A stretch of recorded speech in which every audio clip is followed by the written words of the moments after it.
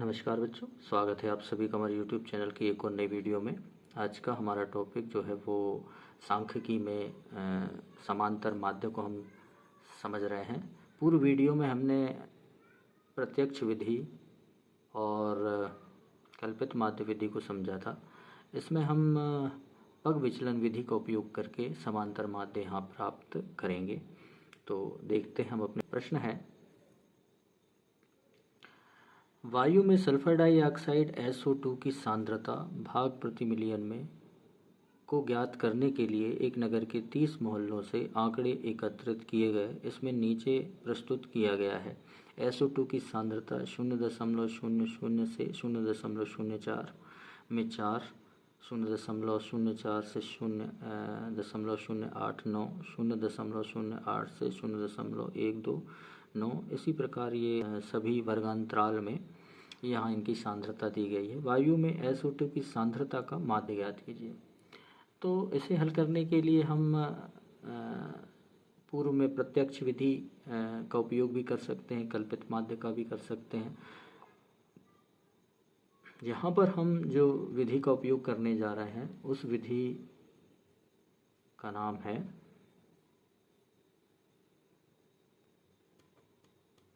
पग विचलन विधि। पद विचलन विधि भी कहते हैं, पग विचलन विधि भी कहते हैं। तो इस विधि का यहाँ उपयोग हम करने वाले। सर्वप्रथम जो टेबल दी गई है उस टेबल को हमें हमारी नवीन टेबल में व्यवस्थित कर लेना है।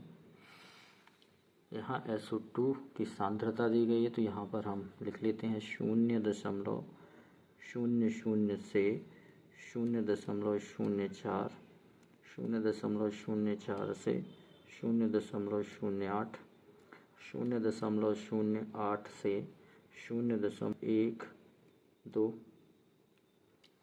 0.12 से 0.16, 0.16 से 0.20 और 0.20 से 0.24। यहाँ पर बारंबारता लिख लेते हैं जो है 4, 9, 9, 2, 4, 2। यहाँ पर पूर्व प्रश्नों के अनुसार ही हम x ज्ञात कर लेते हैं, जो कि हमारा L1 प्लस L2 अपॉन 2 होता है, अर्थात मध्य बिंदु या मध्यमान हम निकाल देते हैं। तो इसे जब हम हल करते हैं तो ये 0.4 ही मिलेगा और 2 से भाग देंगे तो 0.02, अर्थात यह जाएगा 0.02।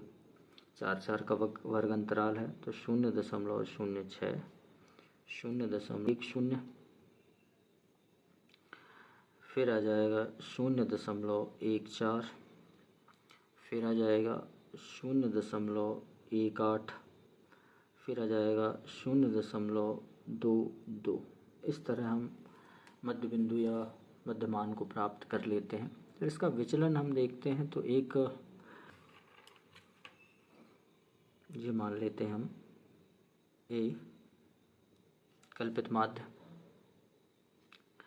इसमें पूर्व प्रश्नानुसार ही हम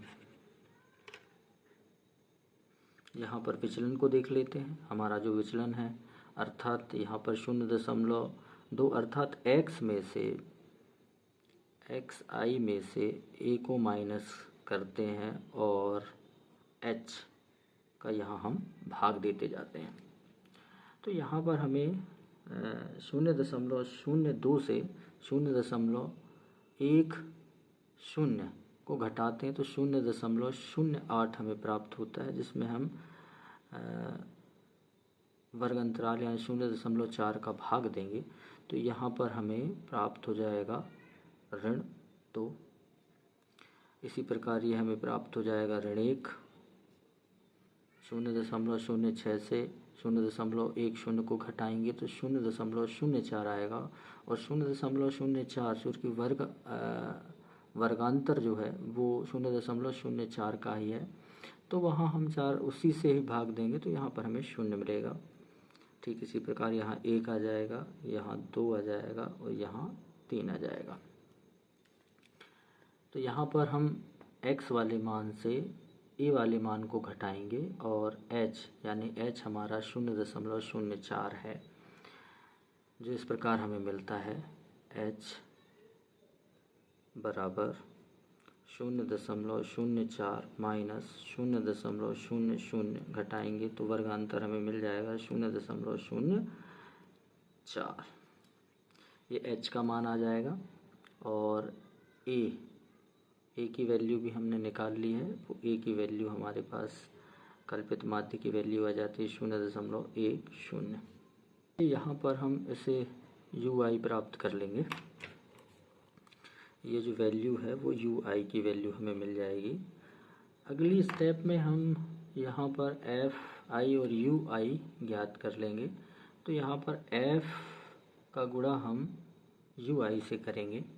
ui से गुणा करने पर यहाँ पर हमें मिल जाएगा 4 से 2 का गुणा हुआ तो ये आ जाएगा 4 दूनी 8, वो आ जाएंगे ऋण के 9 एकम 9, यह जाएगा 9। 9 से 0 का गुणा होगा तो यह जाएगा 0। 2 से 1 का गुणा हो जाएगा 2। 4 का 2 से गुणा हो जाएगा 4 दूनी 8। 2 का 3 से गुणा हो जाएगा 3 दूनी 6। अर्थात यहाँ पर f i और u i का हम गुणा कर लेते हैं।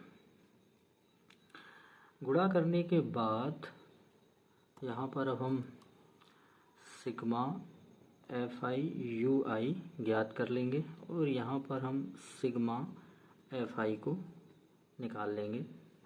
तो पहले एफ आई को निकाल लेते हैं। 4 9 13 और 9 22 24 30 परिवार को 30 मोहल्लों को लिया गया था, अर्थात ये 30 हमें मिल जाएगा। इस तरफ देख लेते हैं तो यहाँ पर हम माइनस संख्याओं का अलग योग कर लेते हैं। 8 और 9 7 17, ये ऋण 17 हमें मिल जाएगा। प्लस वालों को अलग योग कर लेते हैं। 8 और 2 10 और 6 16, दोनों का जब हम योग करते हैं तो यहाँ ऋण 1 हमें प्राप्त हो जाएगा। अब हमारे पास सभी मान आ जाते हैं। इन मानों को अब हम सूत्र पर रखेंगे। सूत्र हमारे पास में है x bar a plus sigma F I you I upon sigma F I into H. सूत्र पर मानों को रख देते हैं। ए हमने प्राप्त किया हुआ है वो है 0.10 प्लस ये आ जाएगा -1 एफ आई यू आई, ये वाली वैल्यू बटे एफ आई यानी 30, यह जाएगा 30 इंटू एच हो जाएगा 0.04। ये इन मानों को यहाँ पर अब हम रखने के बाद हल कर लेते हैं। हल करने में हमें 0.10 4 से इसका गुणा हो जाएगा तो ये ऋण में आ जाएगा ऋण 0.04 बटे 30 और हल कर लेते हैं इसको। 0.10 ऋण 30 से भाग दे देते हैं तो यह जाएगा 0 में दिया 0 0 4 में अब भाग देते हैं तो यह जाएगा, भाग नहीं जाता तो 0, ये हो जाएगा 40। एक बार फिर भाग दिया 30 दिया 90। लगभग यहाँ पर हम 2 अंकों तक देख लेते हैं तो यहाँ 2 2 4 अंक पहले लग जाएगा दशमलव, अर्थात यहाँ आ जाएगा 0.0013 और घटा देते हैं। घटाने पे हमें मिल जाएगा 0.1000 ऋण 0.0013 घटाएंगे तो यहाँ आ जाएगा ये 7 8,